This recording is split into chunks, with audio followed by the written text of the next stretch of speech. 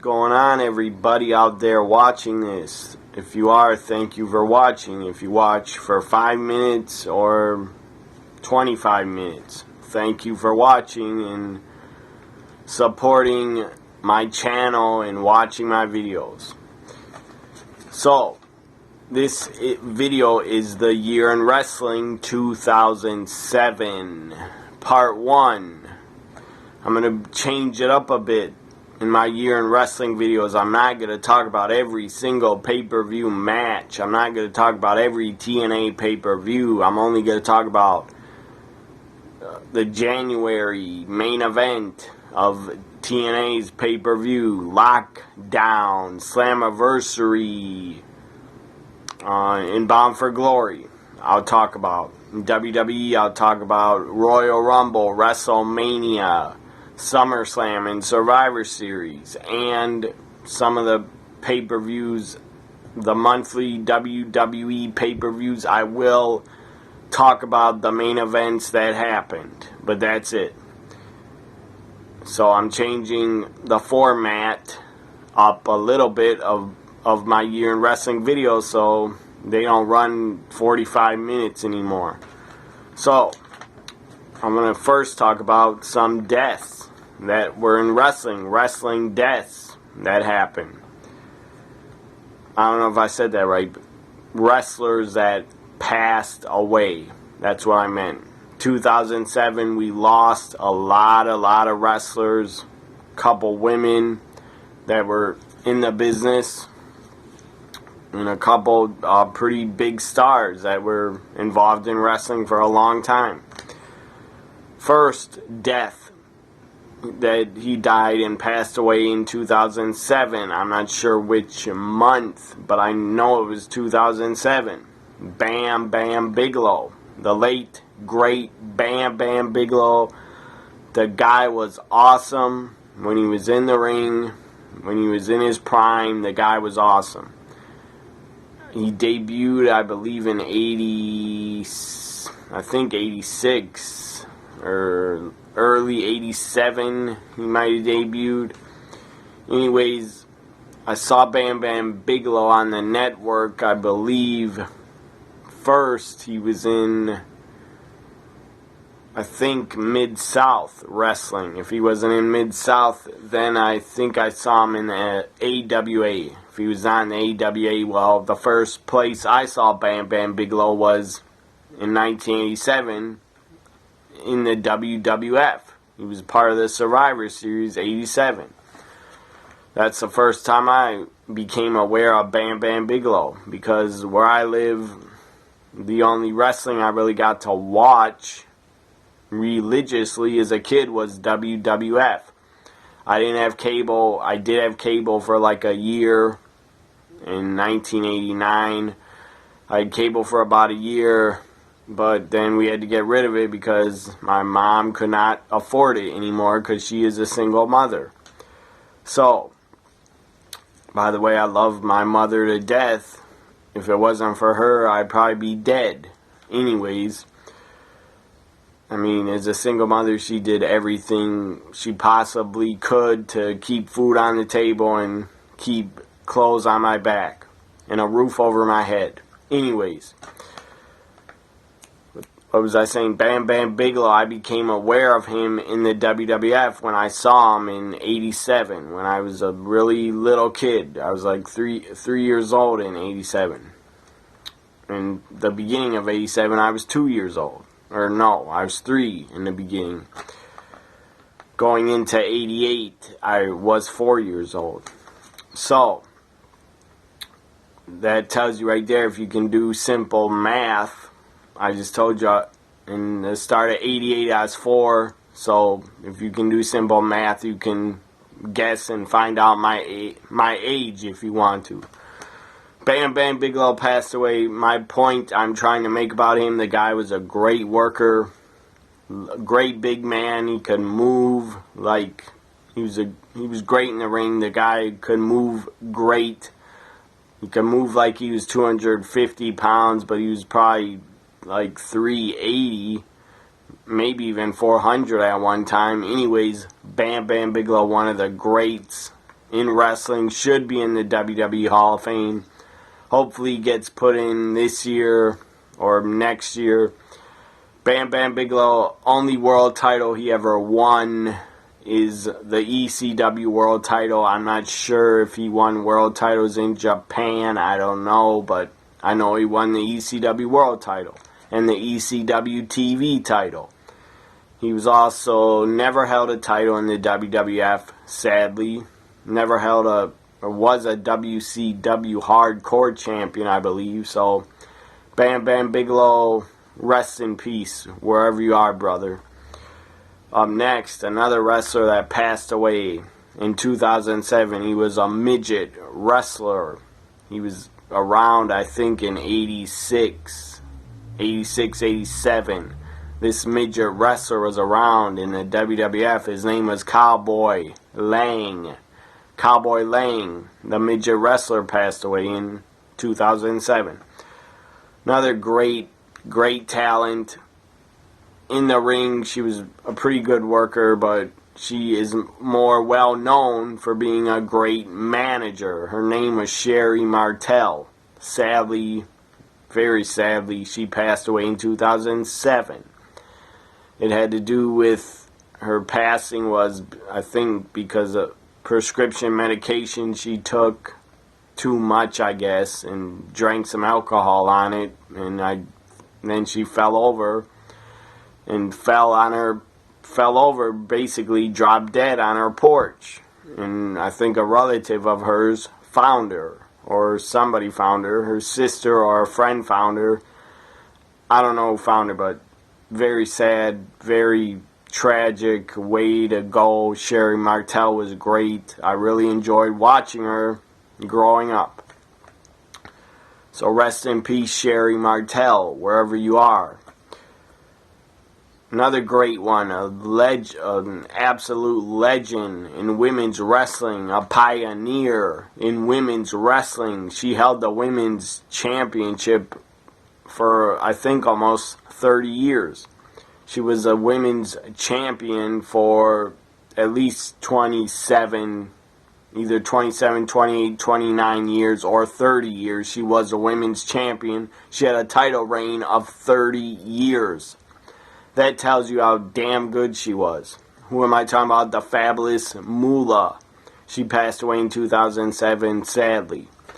I think she was in her 80s.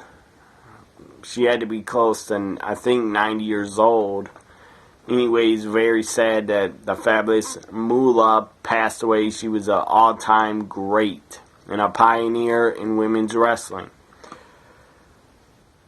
And I don't think anybody ever in the history of women's wrestling will beat Moolah's title reign record.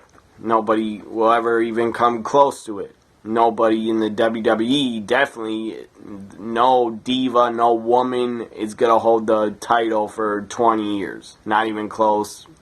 No diva or woman will even hold the title for 5 years. I doubt it. I doubt that we will ever see that happen again. In even the male superstars, no superstar, no wrestler is going to hold the title for 5 years or 4 years anymore. Those days are over. Those years and years long title reigns, those days are dead and over. So up next, who passed away in 2007, he was known as Crush. In the WWF, went to WCW, became Brian Adams, his real name. He was a pretty good talent, pretty good wrestler. He had the look. He was a big guy, really tall guy. He was a pretty good worker. Brian Adams passed away in 2007. Rest in peace, Brian Adams. Another legend, big guy. He's almost like a giant. I believe he's close to 7 feet tall. I think he's 6'8" or 6'9". Legend. He's in the WWE Hall of Fame. Ernie Ladd. Ernie the Big Cat Ladd passed away sadly in 2007. Rest in peace, Ernie Ladd. Another guy who passed away sadly in 2007 by committing suicide. Nobody should commit suicide. That is not the way to go. If you think committing suicide is your only option and only choice, don't do it and just get some help. Mike Awesome sadly commits suicide. He committed suicide sadly in 2007 in February of, I think is February, I wrote it down. I'll tell you in a little while. Anyways, in February 2000, I think it's February 17th, 2007, Mike Awesome, his family or friends came in his house, found him, basically passed out unconscious, and the guy committed suicide. He hung himself. So very sad, very tragic. Mike Awesome was a great big man. The guy could move like a cruiserweight, and the guy could do power moves like a super heavyweight. The guy was a great worker. I really enjoyed Mike Awesome when he was the ECW World Champion. The guy had a lot of great matches with Masato Tanaka and Spike Dudley when he was defending the ECW title. I was a fan of his when he became ECW champion. Just very sad that Mike Awesome took his own life. Very tragic. Another one that passed away in 2007, Arnold Skolden. He was a pretty old guy. Had to be over 80 years old. He was a legend in the WWF. He was put in the WWE Hall of Fame, I think in 1994 or 95 or 96. So one of those years he was put in the WWF Hall of Fame. So, Arnold Skolden, rest in peace. You were a legend. And when he retired from the ring, I believe his career lasted 30 or 40 years. When he retired from the ring, he'd go on to manage Bob Backlund as WWF champion. Then he'd go to become a backstage road agent with the WWF. Arnold Skolden for years and years and years would work backstage for the WWF. I think he was an agent, setting up and booking matches and putting the matches together. I think that's what he did. So rest in peace, Arnold Skolden. Another guy that passed away in 2007 was a ECW original, John Kronus, part of the Eliminators. Sadly, he passed away on July 18th, 2007. And this one is really sad and tragic. We all know how she passed away. Who am I talking about? I'm talking about Nancy Benoit, the wife of Chris Benoit. Wrestling fans knew her as a woman. Sadly, Nancy, her real name was Nancy. Sadly, she was murdered by the insane Chris Benoit because his brain, he decided to go nuts and kill his kid and kill his wife and then kill himself. I don't care if Benoit was drunk. I heard stories that before they found a lot of beers in his gym where he killed himself, so he must have drank a lot before he did it. That's no excuse to kill your family. And I guess his brain had dementia, and his brain was like an 85-year-old man. Well, that's no goddamn excuse to kill your wife and son. So Benoit, I'm sure his brain wasn't there at all, but that's still no excuse. It was a disgusting act that Chris Benoit did, and I will never forgive the man. I'm actually glad he's gone off this earth, so I don't have to see him anymore. Because, well, if he did live and not kill himself, the guy would just be in prison, and no wrestling fans would ever see Chris Benoit again anyways, because he'd be locked away in prison. But wherever you are, Chris Benoit, I'm sure you are in hell, wherever you are. So Nancy Benoit, very sad, very tragic how she passed away. I don't even really want to discuss how she was killed. It's just disgusting, and it's sickening. It is just sickening and disgusting to me. How Nancy Benoit, formerly woman, she was in WCW for a long time, and she was pretty damn attractive when she was younger. 1989, woman showed up in the NWA, started managing. She was like a obsessed super fan of Rick Steiner. And then she'd start managing Doom, Ron Simmons and Butch Reed. And then into 1990, woman would even manage Ric Flair for a little bit. Then she returned to wrestling, or returned to WCW because a woman went to ECW for a little while for some reason. A woman went to ECW to work for Paul Heyman, and she managed the Sandman for probably over 1 or 2 years. She was in ECW. Then she'd go back to WCW in 96, and woman would rejoin Ric Flair and Arn Anderson in the new Four Horsemen with Chris Benoit, who she started dating. And Benoit and Nancy started dating, well, I think, while Nancy was still married to Kevin Sullivan. Or maybe they weren't married anymore. I'm not sure. Anyways, I think Nancy cheated on Kevin Sullivan with Chris Benoit, so Benoit and Sullivan had a lot of hate and a lot of heat towards each other. And I don't blame Kevin Sullivan for being pissed off that Benoit was with his ex-wife. But anyways, it happened. People in wrestling, they get together, relationships happen. Even if people cheat on each other, it is what it is. I'm not angry at Chris Benoit for going with Nancy if she was still married, whatever. It's none of my business, and I didn't care it happened. But it was damn good for storyline-wise in WCW because Chris Benoit and Kevin Sullivan had some damn good matches feuding over their hatred for each other. They had damn good matches and damn good street fights. And they probably worked so well together because they probably both disliked each other a lot.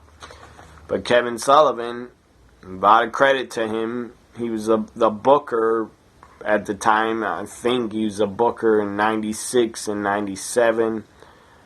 Anyways, he was the booker, and he put himself in those matches with Chris Benoit. He probably could have buried Chris Benoit, but he did not. Kevin Sullivan, as a booker, actually put over Benoit a couple times on pay-per-views and Clash of Champions and Nitros. He put him over. A lot of times, Kevin Sullivan, as a booker, a lot of times, even Nitros pay-per-views, he probably beat the crap out of Chris Benoit and was really stiff with him. And probably hit him really hard in the matches, but whatever. Benoit deserved that. Because he's with Sullivan's ex-wife. So he deserved to get his ass kicked in the matches, even though he went over. So Nancy Benoit, sadly, we all know how she passed away in the summer of 2007. Now I'm going to start talking about Royal Rumble, which happened, of course, in January of 2007. This was first WWE pay-per-view of 2007. So here we go. Royal Rumble. First, we had New Year's Revolution pay-per-view before the Royal Rumble, which happened in 2007. The main event was John Cena, the Raw WWE. I'm not gonna call it Raw. John Cena was the WWE champion. He defended against Umaga. They had a pretty good match. Cena was really close, from what I heard, with Umaga, and he was real good friends with Umaga. But Cena defeated Umaga. He wouldn't put him over, but I don't think Vince wanted Umaga to be the champion anyways. So Cena defeats Umaga, and some news coming out of New Year's Revolution 2007, because the news was Triple H would get injured against the World Tag Team Champions, Rated RKO. They wrestled DX, Shawn Michaels and Triple H, to a no contest. And Triple H, sadly and tragically, I felt bad for him, he tore his quad. He tore his quadricep again for the second time in his career. He tore his quad in the match. He was laying on the mat, and he obviously was injured. If you watch it back on the network, he was obviously injured. So Triple H tears his quad for the second time in his career, sadly. And he would have to miss WrestleMania 23, sadly. That sucked for Triple H, and I felt bad for him because he couldn't work WrestleMania 23. Even though he tore his quad in 2001 for the first time, Triple H still worked at WrestleMania 17, and then he tore his quad in April after Backlash, I believe. I think it was a Raw, the first Raw right after Backlash 2001 is when Triple H tore his quad for the first time. Well, in January 2007, he tore his quad again, sadly, and would have to go on the injured list until, I think, SummerSlam. So now Royal Rumble took place, 2007 Royal Rumble from San Antonio, Texas. Not many matches were booked before the Rumble, as always. The Hardys defeated Eminem in a decent match. In December 2006, they worked on the ECW brand's pay-per-view December to Dismember for some reason. Hardys and Eminem were not even part of the ECW brand, but Vince just had to put them on that pay-per-view because he thought it needed WWE stars. ECW brand was a fucking mess. I hated it. Only good thing that came out of it was CM Punk winning the ECW championship and having a couple good matches with John Morrison. Up next, ECW champion. The new champion who won the title at December to Dismember in the biggest fucking joke of an Elimination Chamber match I've ever seen. Bobby Lashley wins the ECW Championship in the Elimination Chamber in December 06. On to January 07, Bobby Lashley defeated Test by countout to retain the ECW title. SmackDown World Heavyweight Champion Batista defeated Ken Kennedy. And I don't even remember the match. I guess it was okay. I don't really know if it was okay because I haven't watched it in years. Raw WWE Champion John Cena again defeated Umaga. I do remember this match because one of the ropes got loose. They unscrewed the part of the turnbuckle with whatever, a wrench. However, they put the ring together with wrenches, and they unscrewed it to loosen the rope, got the rope loose. I think it was the top rope that they loosened and got the top rope loose. So the top rope fell to the mat. John Cena used it, wrapped it around Umaga's neck, choked him out with the STFU. That's how Umaga lost to Cena at Royal Rumble.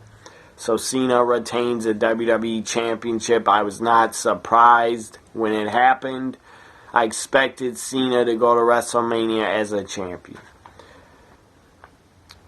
The Undertaker, Shawn Michaels, they were in the Royal Rumble match. Now I'm talking about the Rumble match. A lot of ECW guys from the ECW brand were in the Rumble 2007. Sabu in his first Rumble. Tommy Dreamer was in it. Sandman, I believe the Sandman was in it for the first time. Kane was in it again. Kane chokeslammed Sabu over the top or off the ring apron through a table outside the ring, and Sabu got eliminated. That was a pretty cool spot. Finley, I believe, was in it. MVP was in it. I think the Hardys were in it. I don't remember who else. All I remember is it came down to two guys, The Undertaker and Shawn Michaels. That was epic. That was really cool to see. And The Undertaker throws out Shawn Michaels and wins the Royal Rumble for the first time ever. The Undertaker wins. That was awesome. That was great because I'm an Undertaker fan. So I was happy. Undertaker goes to WrestleMania 23 and gets a shot at Batista in the World Heavyweight Championship. Now I'm going to talk about No Way Out. And the main event for No Way Out was John Cena and Shawn Michaels. I think by No Way Out that they were Raw Tag Team Champions already. They were World Tag Team Champions on Raw. So Cena and Shawn Michaels took on SmackDown's Batista and The Undertaker. And this main event of No Way Out 07 was the opponents for WrestleMania would team up. Cena, Shawn Michaels would go one-on-one at WrestleMania 23, and Taker and Batista would also go one-on-one at WrestleMania 23, but at No Way Out, they had to be tag partners against each other. So it was Raw against SmackDown. Basically, it was a Raw brand against a SmackDown brand. And it was a pretty good main event. I enjoyed it. I think Michael Cole lost his voice during the main event, and that is pretty great because then we didn't have to hear Michael Cole because he lost his voice. And then JBL was saying Cole lost his voice, this is great, and JBL started making fun of Cole losing his voice. That is pretty funny. But I think Cole's voice, he kept trying to talk and you could barely hear him anymore because he lost his voice. So that was pretty great. Now I'm going to talk about, I know Ring of Honor had a pay-per-view in 2007, but their pay-per-view wasn't until May 2007. So maybe I'll talk about that later. I don't want this video to go 45 minutes, so I'm going to go fast here. When I talk about TNA pay-per-views, I said I am not going to discuss every single TNA match of every pay-per-view. I'll just talk about the main events. Final Resolution, January 2007, it took place. The main event, or first, Kurt Angle, before the main event, defeated Samoa Joe in an Iron Man match. In an Iron Man match. I'm sure it was great. I don't think I ever saw that match, but I'm sure it was good. Main event was Christian Cage defeating Sting and defeating TNA World Champion Abyss in a three-way elimination match to win the NWA World title. So Christian Cage would win the NWA World title. I'm sure it was a good match. Christian Cage always had good matches in TNA, especially when he was in main events on pay-per-views. And if you don't know Christian Cage, it was in TNA, he was Christian from the WWE.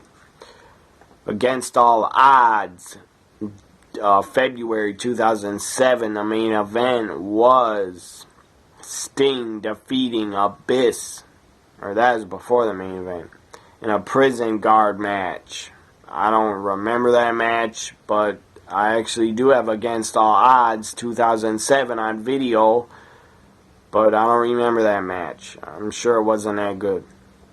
Just stupid gimmick in prison yard match. I don't know what that means. I don't know what it was. It's just a stupid gimmick match that Vince Russo had to throw into that Sting and Abyss match. NWA World Champion, main event, Christian Cage defeated Kurt Angle. That was a damn good match. Destination X, which took place in March 07. Before the main event, Kurt Angle defeated Scott Steiner, which I'm sure was a decent match. Rhino defeated AJ Styles in an Evolution X match. It was basically the X that they used for Ultimate X, but it was like a platform and it was like a scaffold match, but they called it Evolution X between Rhino and AJ Styles. Rhino defeated AJ Styles, and I think AJ took the bump off the scaffold and fell at least 10 feet to the mat. Main event was NWA World Champion Christian Cage defeating Samoa Joe. They would have a damn good match. Now I'm going to talk about Lockdown, TNA Lockdown, and I'll talk about more of the matches for Lockdown because the Lockdown was usually one of TNA's big pay-per-views. So to kick off Lockdown, we had, I believe every match was in the 6 sides of steel. Voodoo Kin Mafia, VKM. If you can't guess what Voodoo Kin Mafia stood for, VKM, it was supposed to be a shot at Vincent Kennedy McMahon. That's what VKM stood for. Voodoo Kin Mafia and TNA, they basically were just trying to make fun of Vince in WWE because Vince Russo, I guess, had heat with Vince or wanted to take a shot at WWE for some reason. That got TNA nowhere, taking shots at Vince in WWE. It did nothing for them. Did nothing to get them ahead at all. WCW took a lot of shots at WWF, but that was back during the Monday Night Wars when Raw was taped. Sometimes WCW and Bischoff would give away the results, the spoilers. That was pretty good. That worked. That was pretty funny. And it worked. But TNA, whenever they try to take shots at WWE or try to get WWE's attention or try to get wrestling fans' attention by taking shots at Vince and WWE or taking shots at Triple H, it never worked for TNA, in my opinion, for them to be taking shots at WWE. And TNA tried to start a Monday Night War in 2010, but that didn't work. That was a mess. They basically got their ass handed to them, and they had to go off on Monday nights.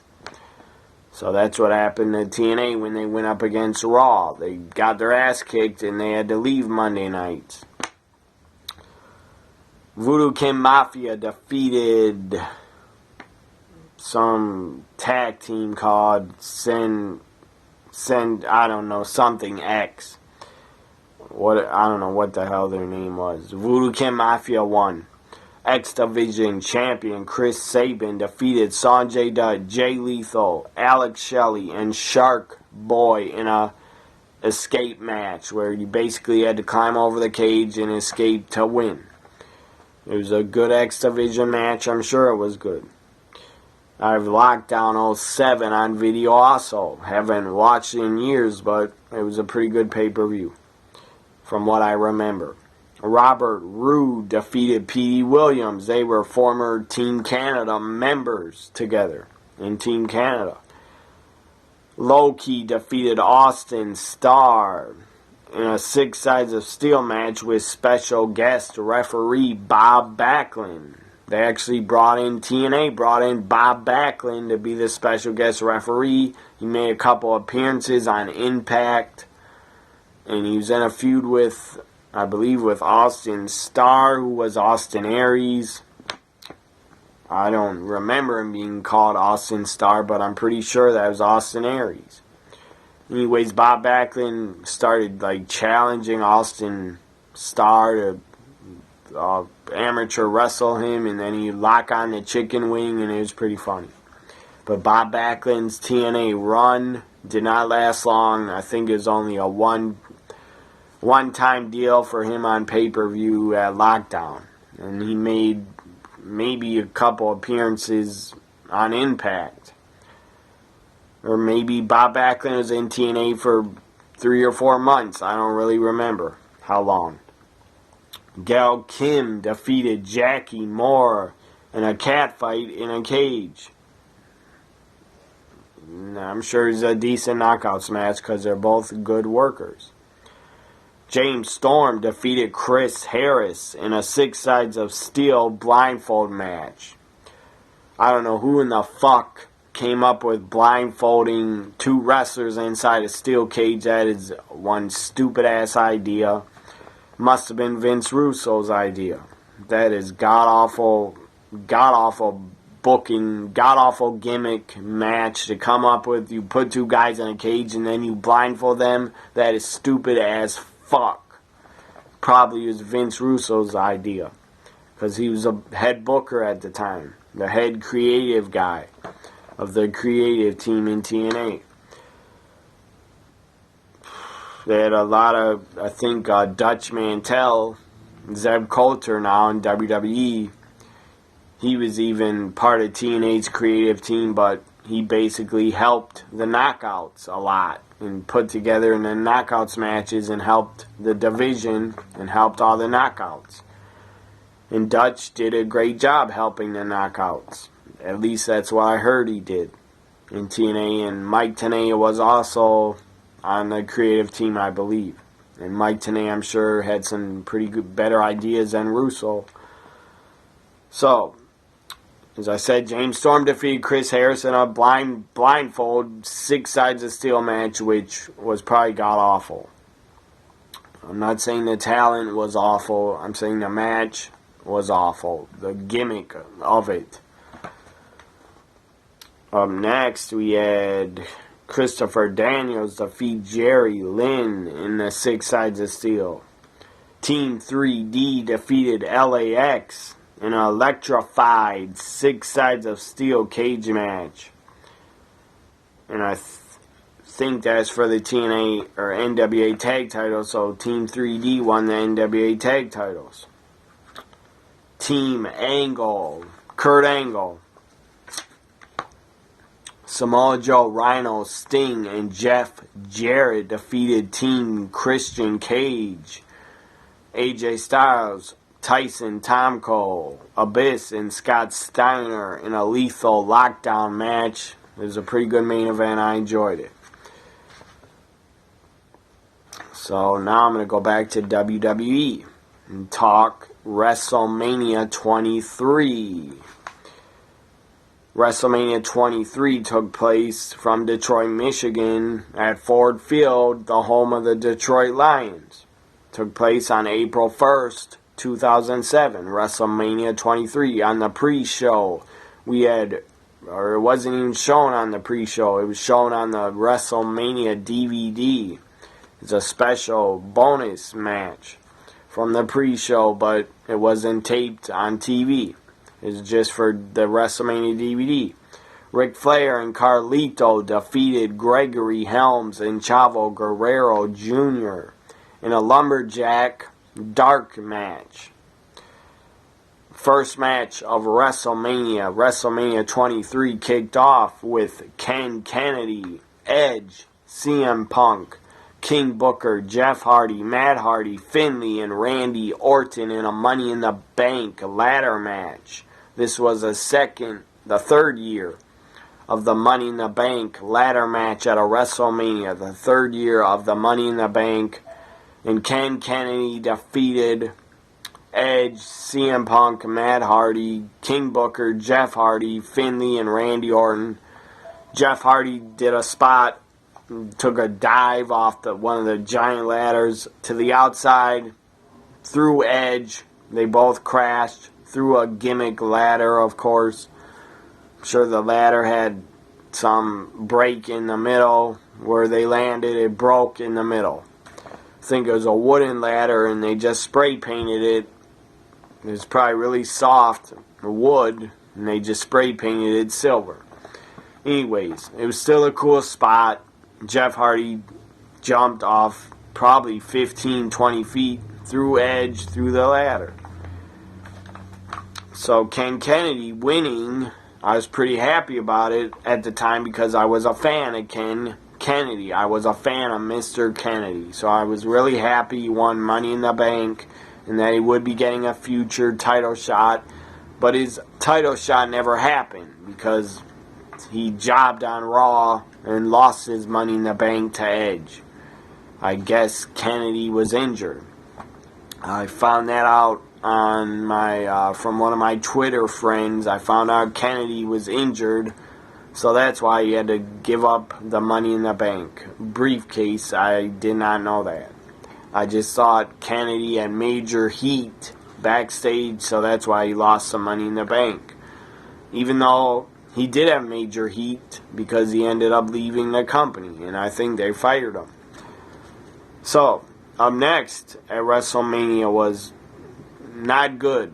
It was the Great Khali defeating Kane. It was not a good match. It was pretty bad, and I did not enjoy it. It was boring.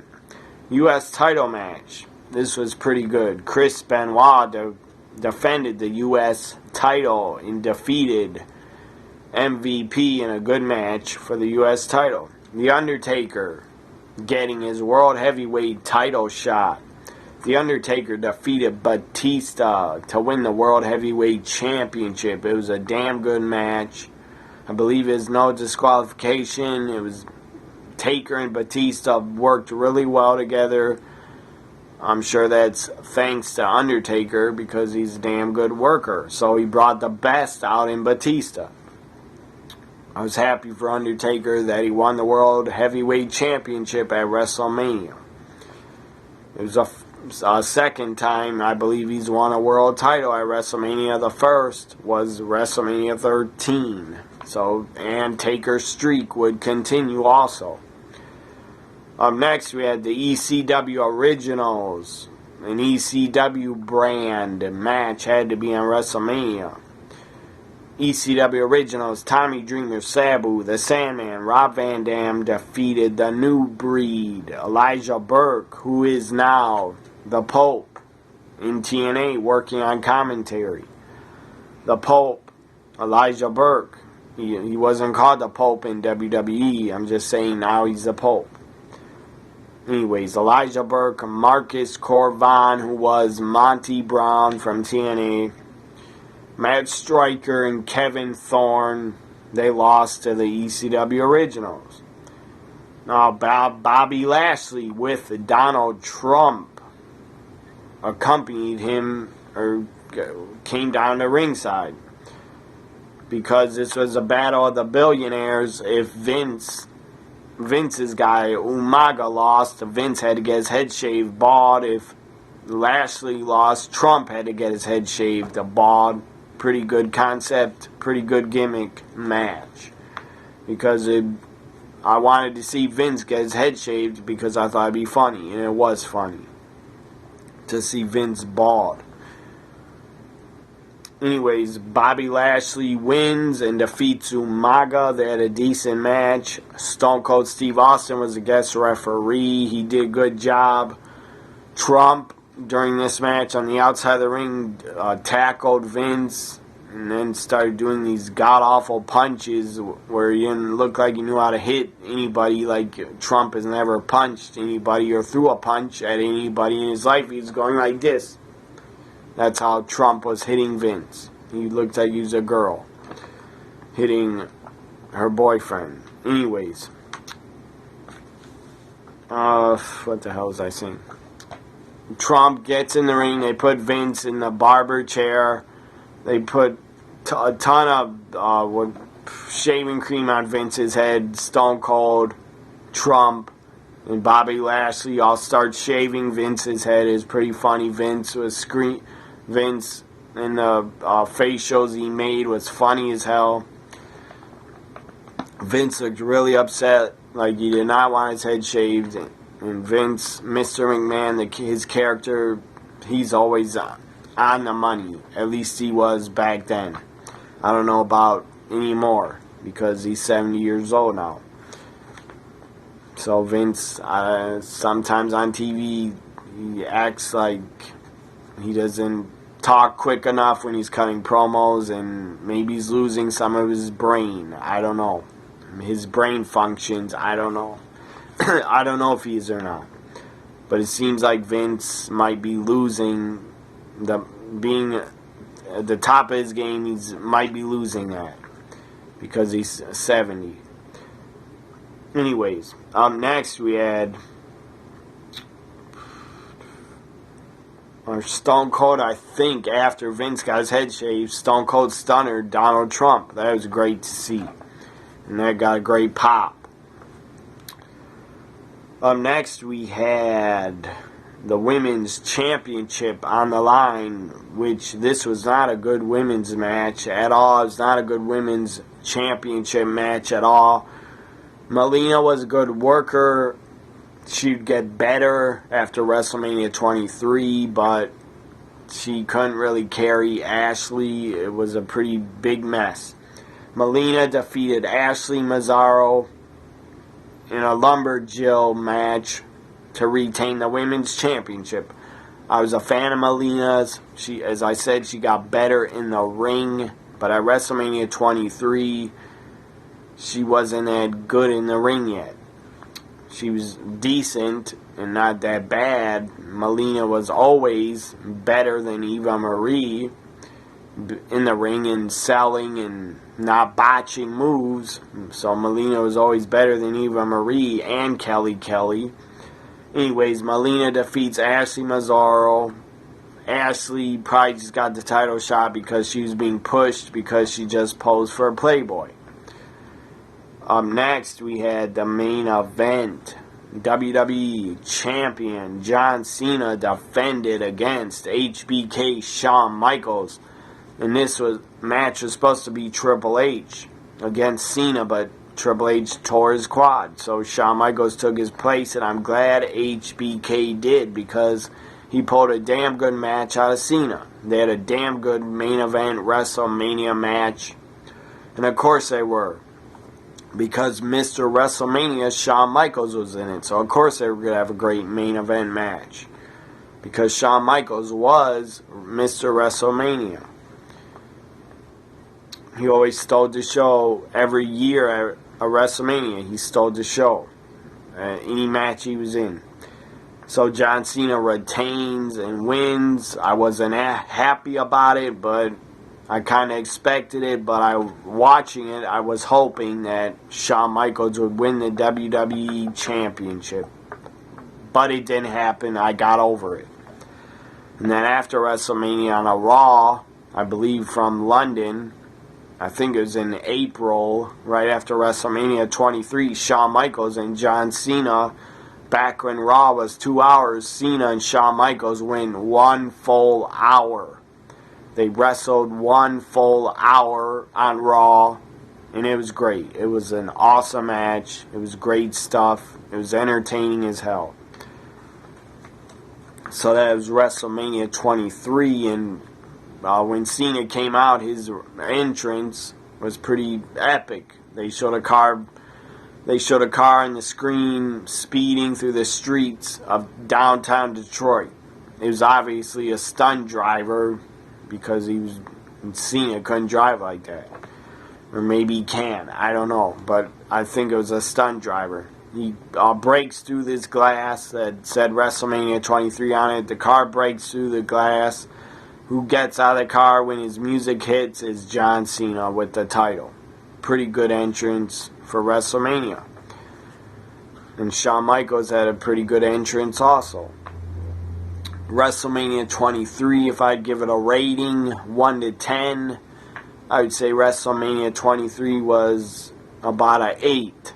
I really enjoyed Taker, Batista, and Shawn Michaels Cena were my favorite matches, and Mr. Kennedy winning Money in the Bank was also a highlight for me. So I give WrestleMania 23 a 8 out of 10. Now I'm going to talk about Backlash 07, and then I'll be done. Main event was for the Raw WWE Championship. John Cena defeated Shawn Michaels, Randy Orton, and Edge in a fatal 4-way. It was pretty damn good. I enjoyed it. Also, you had the McMahons and Umaga on Backlash defeat Bobby Lashley in a handicap match when Vince scored the winning pinfall and won and was awarded the ECW World title for the victory.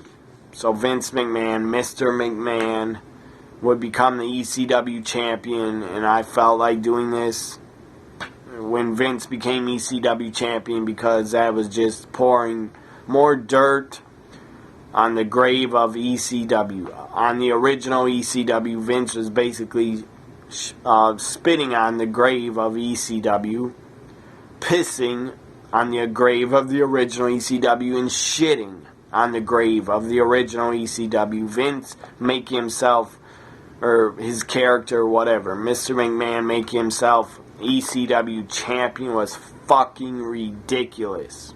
I hated it.